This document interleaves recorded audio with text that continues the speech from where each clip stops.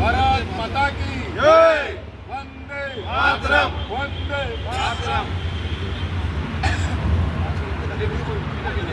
भारत माता की भारत माता की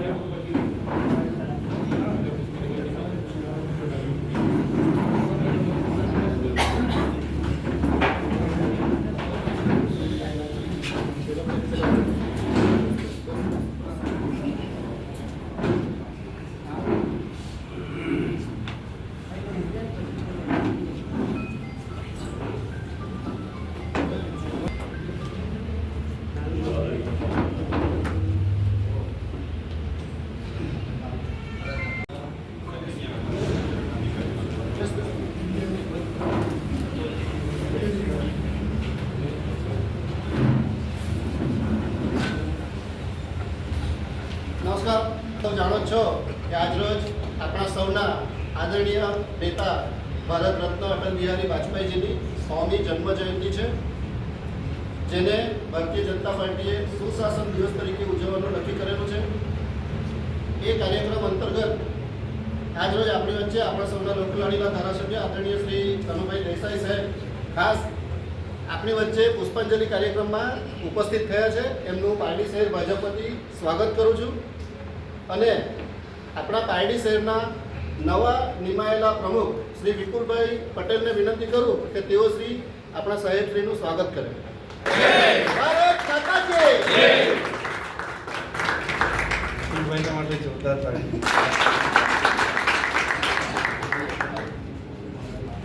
આજરોજ આપણે એમ તો પુષ્પાંજલિ કાર્યક્રમમાં ભેગા થયા છે, પણ સાથે સાથે આપણા નવા પ્રમુખ જે બન્યા છે વિપુલભાઈ, એમનો પરિચય આપવાની જરૂર નથી. આપણે બધા ભારતીય જનતા પાર્ટીના પારડી શહેરના જ કાર્યકરો છે.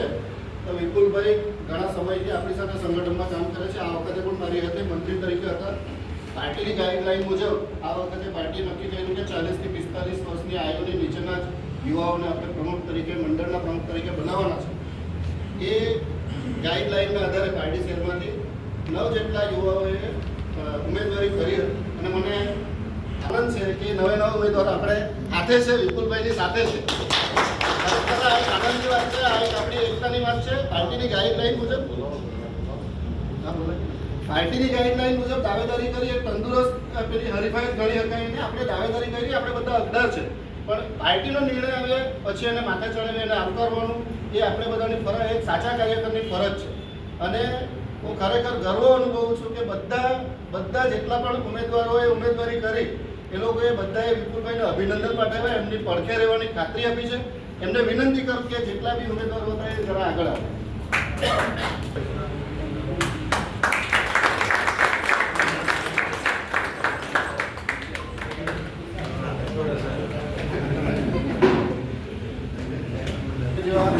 ધારાસભ્યો મળેલા છે અને મેં તો જોયું છે છેલ્લા 14 વર્ષથી નાનામાં નાની વાતોમાં સાહેબનું આકર્ષણ મળતું હોય આપણને. અને મને ખરેખર સાહેબ આજે હું પૂર્વક્રમ થઈ ગયો, પણ સાહેબ મેં તમારી યાદે જે કામ કર્યું ને જે 25-27 વર્ષથી કામ કર્યું છે મેં ભાજપમાં, પણ છેલ્લા 14 વર્ષથી જે મેં ભાજપનું કામ કર્યું મને એવું લાગ્યું કે છેલ્લા 14 વર્ષથી મેં સંગઠનનું કામ કરતો છું. સાહેબ તો એટલું છે કે સાહેબ સાચા માણસને હંમેશા આગળ કરે. અને કોઈ દિવસ સાહેબના માટે જો આપણે એવું વિચારતો હોય કે સાહેબને જઈને કંઈક ખોટી વાત કરવાથી સાહેબ કોઈ ખોટો નિર્ણય લે તો એ જિંદગીમાં બનવાનું નથી. એટલું મને પૂરેપૂરી ખાતરી છે. વધુ નથી કહેતો, કારણ કે આપણે આજે પુષ્પાંજલિ કાર્યક્રમના દિવસે ભેગા થયા છે. સાહેબને વિનંતી કરીશ કે આપણને વાજપેયીજી વિશે ભારત માતા કી જય. આજનો દિવસ મહાન દિવસ છે, ઘણો મહાન. પોતે આજે જે 40-60% GDPમાં એટલે પહેલી વખત આપણા પાસે ઉપસ્થિત થયા છે.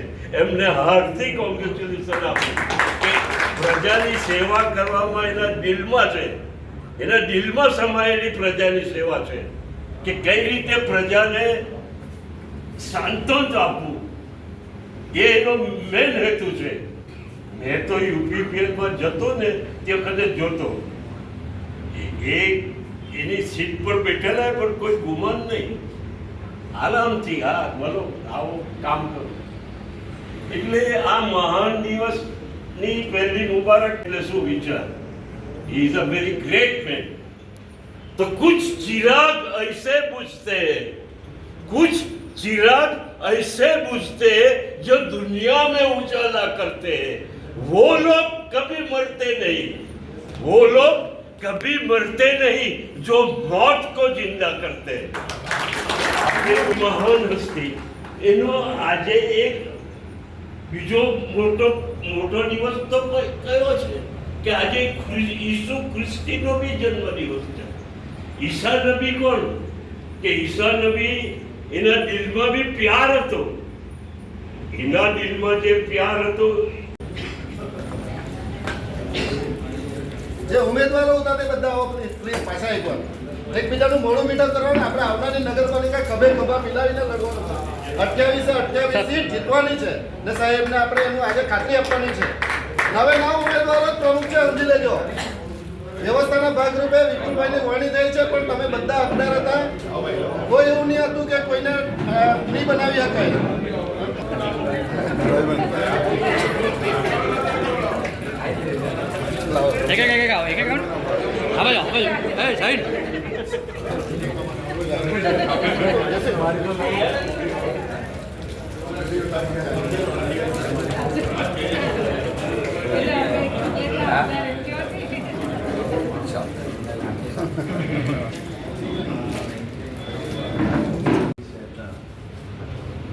દરેક કાર્યકર્તાને ખાસ અભિનંદન કે આ રીતે સાથે ઉમેદવારો સાથે પ્રમુખો પણ સાથે અને પાટીલ શહેરે જ્યારે આપણું ઇલેક્શન આવવાનું છે ત્યારે એકદમ બે નમૂન એક ઉદાહરણ પાડ્યું. એટલે ફરીથી રાજીવભાઈ નીતિન વિપુલભાઈને પણ ખાસ અભિનંદન. જે ઉમેદવારો છે એને ચોક્કસ ખાતરી કે આપણે હાથે વિપુલભાઈની ટીમમાં કામ કરવાનું છે. બરાબર ને બધા? હવે વાજપેયીજીનો જન્મદિવસ આપણા મોદીજીએ સુશાસન દિવસ તરીકે કેમ ઉજવ્યું? તો કે વાજપેયી જ્યારે ચૂંટાયા આપણી મેજોરિટી ખાલી એકદમ નોમિનલ હતી અને કોંગ્રેસ અવિશ્વાસનો પ્રસ્તાવ લીધો. 11 દિવસની સરકાર પછી વાજપેયીજીએ પોતે રાજીનામું કોઈ પણ સત્તાની તોડજોડ કરી. એટલે સુશાસન એને કહેવાય કે એમણે 11 દિવસમાં પણ સત્તા છોડી અને એવા અનેક એમણે જે પ્રયોગો કર્યા છે ભારત દેશમાં. એમાં સૌથી વધારે ઇમ્પોર્ટન્ટ હોય તો પોખરણમાં જે તળાવો કર્યો ને અમેરિકાએ કીધું કે તમને અમેરિકનો પૈસો આપીએ ભારત આધાર થઈ જશે, છતાં પણ એમણે દેશના માટે જે આ કામ કર્યું. આજે ભારત અમેરિકા કે રશિયાના જે ટક્કર ઝીલે છે એનું મેન કારણ આ વાજપેયી જે એક્શન લીધેલા છે એનો એક ઉદ્દેશ હતો કે લોકોને જે કંઈ પણ સરકારની યોજનાઓ બધી યોજનાઓનો લાભ લોકોના છેલ્લા લોકોને મળે અને એના માટે જ બધા કામો કર્યા. અને આજે આપણા ગુજરાતના મુખ્યમંત્રીશ્રીએ જે રીતે બધા પોર્ટલ ખોલીને યોજનાઓ બતાવી એમાં એક માણસને પોતાને શું લાભ મળવાના છે, શું મળવા જોઈએ, અને કાર્યકર તરીકે આપણે દરેક નાના નાગરિક આ બધા ફાયદા અપાવવા જોઈએ હું ચોક્કસ માનું છું. ખાસ કરીને પાર્ટીની વાત કરું તો પાર્ટી એકદમ નાનું નગર છે. ત્યાર પછી ખાસ સારામાં સારી વાત એ છે કે આપણા પાર્ટીનો એસટીપી છે એના માટેની બધી કાર્યવાહી પૂર્ણ થઈ છે. એટલે આપણો એસટીપી સૌથી જલ્દી બની જવાનો છે બધી નગરપાલિકા. વલસાડમાં તો હજી ઘણું બધું બાકી છે.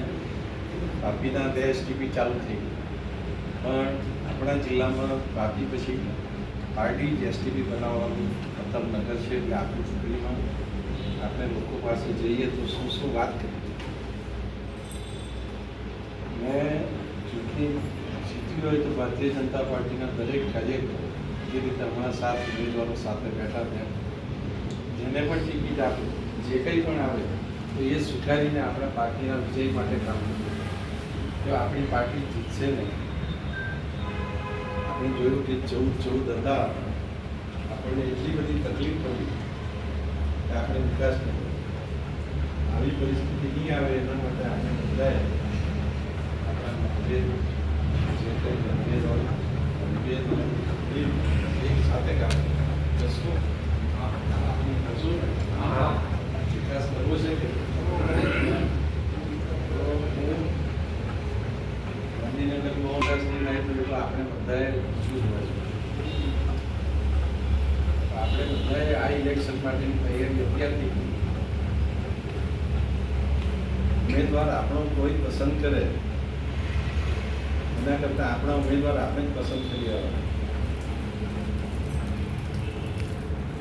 ખબર જ પડી જાય કે આ ઉમેદવાર જીતવાનો છે કે જીત્યો છે તો એને આપણે આખો એનો વોર્ડ જ પસંદ કરીએ ભાઈ આ અમારો વિકાસ બહુ એમાં વાંધો પણ નહીં આવે.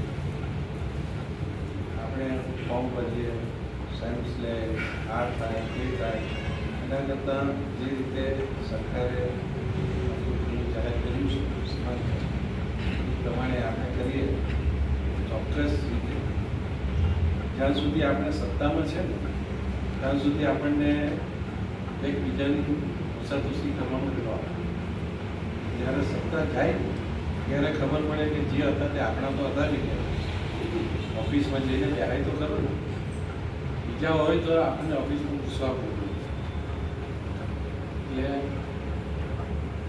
આ વાત એટલા માટે કરું છું કે આપણે આ ચૂંટણી એકદમ ઓપનલી વિસ્તારની ટ્રાન્સપરન્સી અને એકદમ પ્રમાણિત અને વોર્ડે જો પોતાનો ઉમેદવાર આપી દે તો પાર્ટી આમાં ઇન્ટરવ્યુ સુધી થવાની આવું કરશો. આપણે ચૂંટણી આવે ને એટલે બધાને થોડી વધારે ઈચ્છા થાય.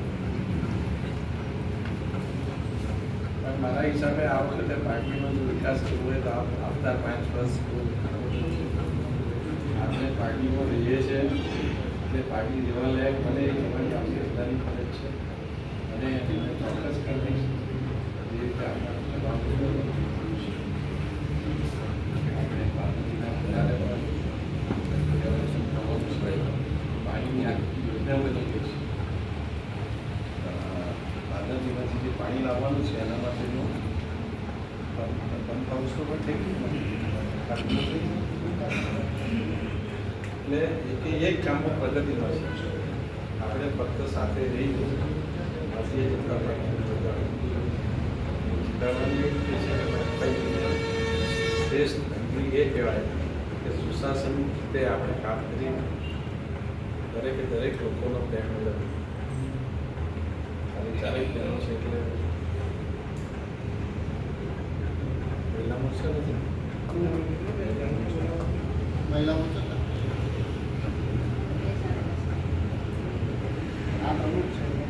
ફરીથી આપ સૌને આપણે સૌ સાથે રાજેશભાઈએ જે રીતે કામગીરી કરી છે વિકાસ અને ફરીથી રાજેશભાઈ પણ આ ટીમને 100% સાથ આપતો રહેશે એવું મને ચોક્કસ ખાતરી છે અને આપણે સૌ એક સાથે મળીને કામ કરીએ એવી શુભેચ્છા આપણા પ્રાર્થના અને પૂર્વ ભગતના સ્વામી અને દિવસ તરીકે ઉજવવાનું બતાવ્યું અને એના હિસાબે દરેક રાજ્યોમાં આજે